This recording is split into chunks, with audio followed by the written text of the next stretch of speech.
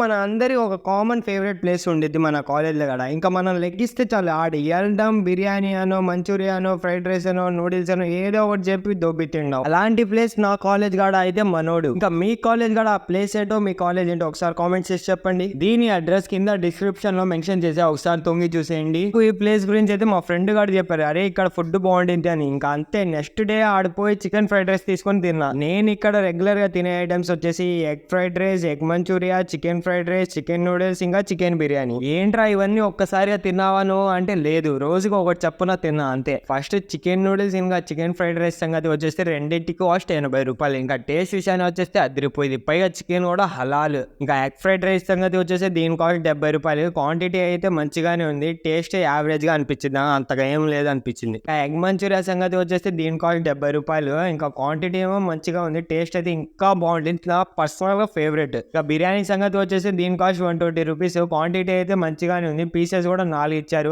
3 బొక్కలే, ఒకటే boneless piece. బొక్కలంటే బొక్కలు కాదు, జస్ట్ బోన్ పీసెస్ అంతే. దీని టేస్ట్ బాగానే ఉండిద్ది, కానీ పలుకులలో కేసరి అన్నట్టు ఇక్కడ పలుకులలో అల్లం వెల్లుల్లిపాయ paste feel it sense it అన్నట్టు ఉండిద్ది. అంటే అల్లం వెల్లుల్లిపాయ పేస్ట్ పచ్చి వాసన బిర్యానీ ఇంకా చికెన్ లో రెండిట్లో ఉండిద్ది. సో బిర్యానీ అయితే నాకు అంతగా నచ్చదు.